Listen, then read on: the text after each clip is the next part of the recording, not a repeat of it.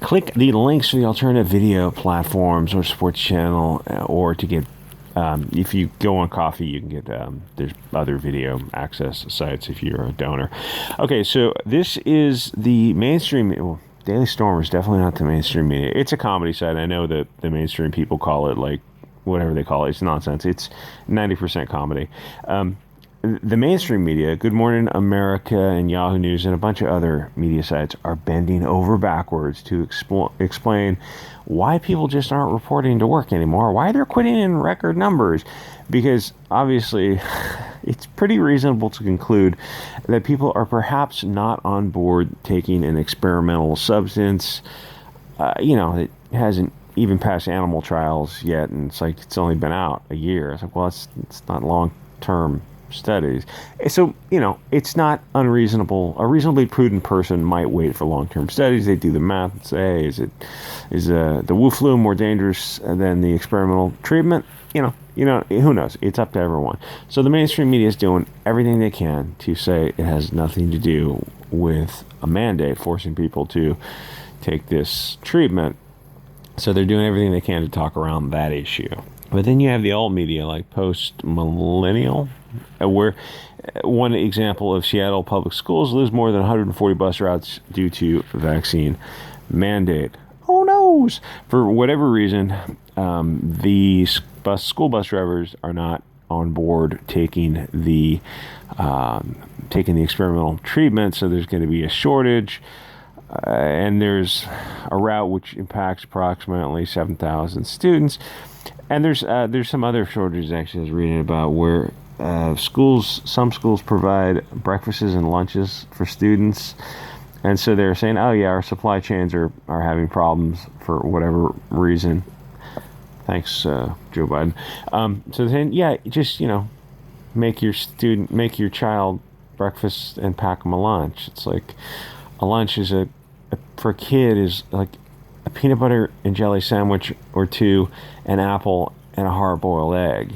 It's like that's a pretty decent lunch, or maybe carrot sticks or something, or there's a lot of things you can do. Like peanut butter and jelly sandwich is actually a pretty solid lunch, and it's like that's what parents have been doing for the past forever. Really, the concept of providing lunches, and it sounds like you sound like just so heartless to say it's perhaps not in the best interest of society to do that because you're taking power away from the parents. Because really, it's like you're bandaging up massive amounts of gunshot wounds instead of saying, well, wait a minute, who's doing the shooting? Why don't we stop the shooter before we start worrying about... Stop the shooter first before we start worrying about, like, putting tampons in wounds and stuff.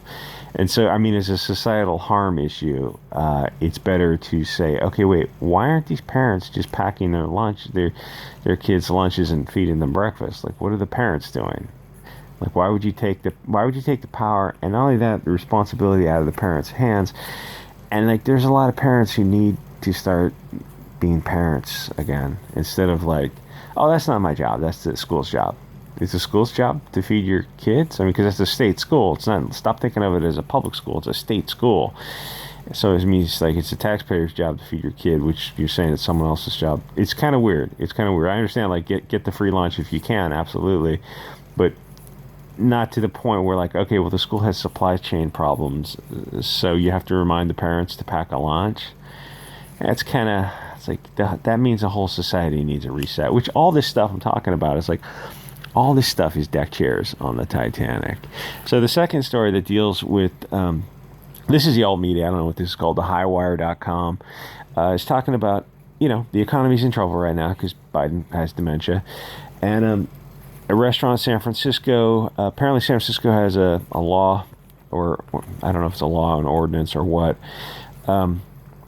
where you have to check identification and a Wu flu passport at the door of bars, restaurants, gyms, anything like that, including an In-N-Out burger shop.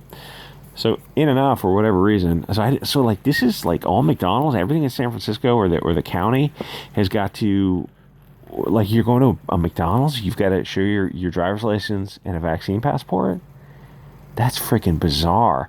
So anyway, for whatever reason, I think In-N-Out doesn't have some reputation for being like some political company or anything. They're just, as far as I know, just some West Coast burger shop. They said, yeah, we're not gonna go through the trouble of checking IDs and vaccine passports at the door of everyone who walks in the store. Or I guess I don't know how you do it. It seems like a lot of trouble. Like, we really just want people in here. And here's the thing with the vaccine mandate. If I was on the city council or the mayors or anything, I would have gone the other direction. Instead of punitive, I would have said, okay, listen, if the unvaxxed are costing us, they're going to end up costing us $17,000 per unvaxxed resident in the county. Why don't we just pay people $2,500 to get the vax? And I'm not saying you should get it or not. I'm saying if that was my goal of accomplishing something, I would have went in the other direction. So yeah, it's going to be cheaper in the long run if you really believe in the vaccine. Like for myself, I don't. I'm going to wait a few years for the studies to come out. I mean, a few decades, like 20 years. I mean, really, like, which probably means like I'm just never going to get it. But if you want to get it, go for it. I wouldn't try to talk you out of it. I mean, do your own research. But I mean, like, wouldn't it be cheaper in the long run just to pay people to get the vaccine? Because there's a ton of people who are like $2,500 to take an experimental treatment. Oh yeah, they'd be on board with that.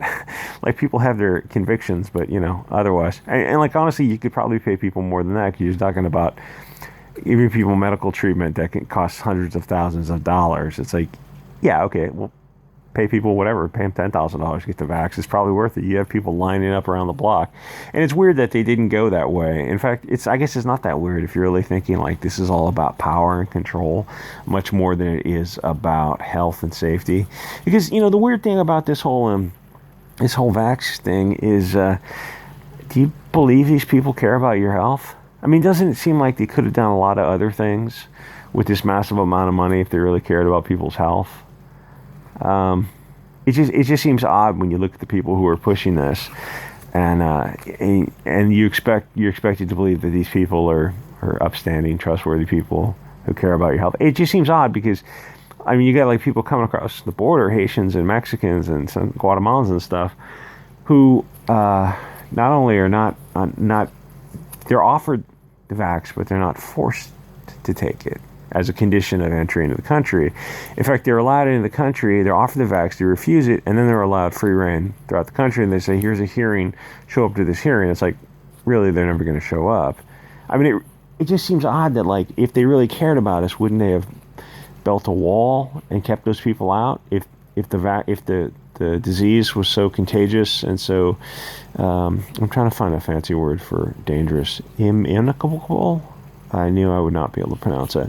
Why wouldn't you like take it seriously? Like, is it serious or not? I mean, why did Gavin Newsom go have dinner with 20 other people like a year ago, right at the heart of all this Wu flu madness, and they were all sitting shoulder to shoulder drinking, and they're unvaxxed? I mean, and then the mayor of San Francisco went to a party, some jazz club in San Francisco, and they were singing and dancing, and they were not wearing masks.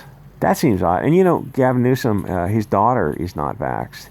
And he said something like, she has to get a whole series of, she's like 14, she has to get a whole series of vaccines at 14. And people are like, wait, what vaccines do you get at 14? It's like, why isn't she vaxxed? But, you're saying everyone else has to be vaxxed, but she's not vaxxed. It's just, like, I'm just saying a lot of this isn't adding up. And I'm not some tinfoil hat. I'm a big science person. But a lot of scientists will say what you pay them to say, and that's the hard, cold truth of it. And even if it's not something that far, if you're in research or you're in a university, you know which way the wind is blowing. And it's been that way with environmentalism for a long time, but it was never this extreme until very recently, where now, you got to ask your doctor, like, well, what would happen to you if in your as a reasonably prudent doctor, what if you, in your own research, you felt it was inadvisable for people to take this treatment? What would happen to you professionally if you came out publicly with that view? And it's like, if the doctor's honest, they're going to give you the honest answer. And I think what the answer is. Like, they're going to suffer for that. In fact, they might suffer. They might get fired for it. and their professional career would suffer, because they know which way the wind is blowing. I mean, we're not stupid. We know this is political. Like, this is all political. And the doctors know that too. It's like, you see people who are getting shadow banned and kicked off social media platforms if they're talking about this. It's like, that's not how science works. You want everything to come to the forefront, everything, like the open marketplace of ideas. That's how science works. It shouldn't be political, but it is. And that's why people are perhaps a little bit hesitant. Anyway, I do a video like this. It's like, I don't even know if this can go on YouTube. Anyway, like, comment, subscribe. See you guys on the next episode.